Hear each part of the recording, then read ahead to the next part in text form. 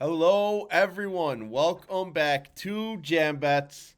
We've got the AFC NFC Championship games going on today. Only 3 games left in the NFL season, not counting the Pro Bowl. It's a bittersweet time of year. I am Tike, joined as always by Momma Mia. We're gonna go over both the games happening today. Before we dive into that, we'll give a quick recap of how we did on the divisional games. Not our finest outing there. We both took the Bills, so we both got that one incorrect, although that was a great game. And then I took San Francisco with the points. Couldn't have been more wrong there. Mama Mia was correct with taking Seattle. We both took New England, so gold stars to both of us there. And then we were both obviously on the Chicago train there, which we both had wrong. So I went 1 for 4. Mama Mia went 2 for 4. So 50% for Mama Mia. I don't really fault you on the Bears game. We were going to the game. Couldn't really say they were not going to win with everything that we had going on there. They almost won that game. Yes, they did. That was They were in that game. They were in that game. So I will never forget. I've got a memory that will last me forever. That last touchdown pass in the fourth quarter, I think I needed paddles. Holy smokes. I'll never see anything like that again in my life. I've never seen anything like that in my life so far. Amazing. That throw, I thought, what are you doing? Amazing. Just jaw-dropping. If this is the start of our Ben Johnson, we are in for a hell of a good ride.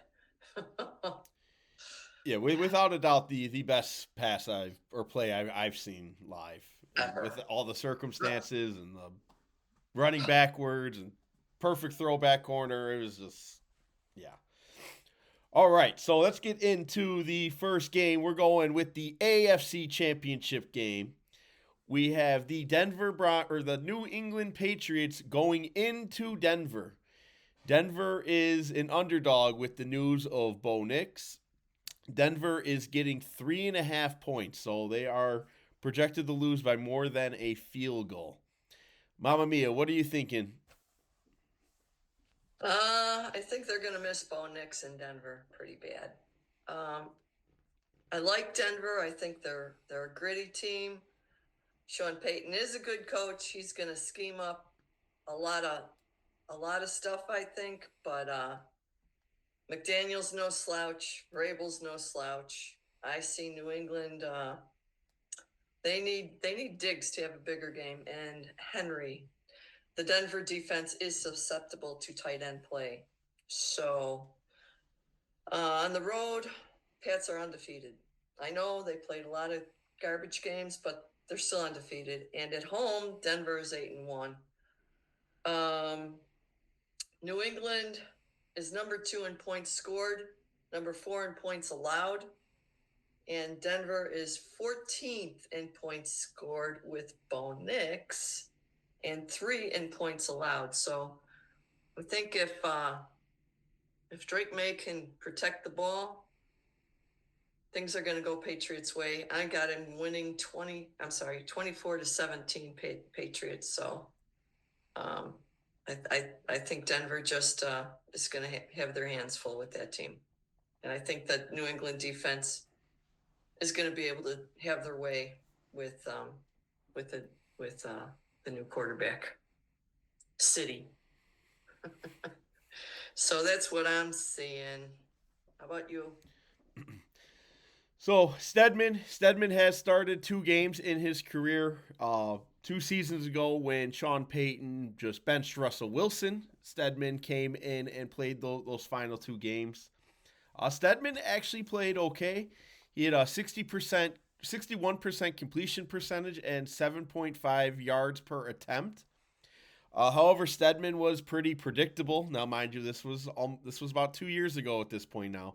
But Stedman got sacked 9 times in those 2 games and threw to his first read 67% of all passing plays. So he wasn't really scanning the field. He wasn't really reading defenses. He was seeing his guy and throwing him the ball.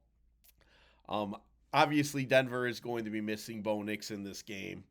New England's defense has really been the engine for that team these playoffs. They've really stepped it up since the regular season has ended. New England had 6 sacks and a turnover against the Chargers. They pressured Herbert 64% of all passing plays. They blitzed Herbert very heavily in that game, and they got the pressure they wanted. And then last week against the Texans, they did not bring as much pressure, but they had CJ Stroud threw 4 interceptions last week. And they got pressure on CJ Stroud 44% of the time. So they're bringing the pressure. Their defensive line and their edge rushers are really bringing it after these quarterbacks. I think if Bo Nix was playing, I would be picking Denver. I really like Denver's defense a lot, but I'm just too worried about how that offense is going to move. You know, there's a reason he's not the starting quarterback. They're not going to be as sharp. They're not going to be as good. I'm taking New England to win. I think New England covers the spread there. I'll go 21-17 to just cover that 3.5. All right, and then we have the Rams going into Seattle. So divisional matchup here. Little divisional playoffs last week. Still the same division in the NFC. Mamma Mia, what are you thinking here? I have been going crazy trying to figure this game out. This one is going to be, it could go either way. But if the Bears could hold that LA offense, what can Seattle's defense do to that team? Right? They should obliterate them, I would think. And we have Cooper Kupp on the other side of the ball. This may be revenge game. But I think it's closer as one for the Rams. This weather is better. It's warmer. Sean McVay has sharpened his pencil since the last game. He's ready for this. He knows this team very well. They've played twice, and they almost won that last game. If Darnold turns into a pumpkin, all bets are off in Seattle. And he's been throwing interceptions again. Los Angeles' defense is very good. There was not a whole lot of open spaces in the Chicago game. So I believe they're going to key on stopping Walker and force Darnold to win the game, which is really making me very nervous for Seattle. The last game that they played in Seattle, Walker was held to 11 rushes, 100 yards, 1 touchdown, caught all 3 of his targets for 64 yards. Not a bad day. And the Rams were winning in the third quarter of that game. The Rashid Shaheed punt return of 55 yards, that was kind of the turning point in this game. But if you look at the stats in that game, LA 457 passing yards, Seattle 244. LA 581 total yards offense, Seattle 415. Fumbles and lost. LA 0-0. Seattle 1 fumble, lost it. Turnovers, LA 0. Seattle 3. Third down, LA had 8 of 20. Seattle 4 of 11. Time of possession, Rams 40 minutes, 26 for Seattle. All the metrics pointed to the Rams winning this game. I am taking the Rams. The Rams are going to win 24-20. But who knows? This could go either way. This is going to be the game. This is going to be probably more exciting than the Super Bowl. How about you, Tike? Yeah, I think this is going to be a very interesting game. So I also reviewed the last 2 games that these two played throughout the season. So week 11, their first matchup, the Seahawks drastically changed their defensive scheme.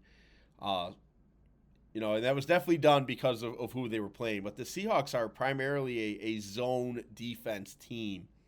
However, when they played the Rams in week 11, they played 39% of their defensive snaps in man coverage, way above their normal tendency.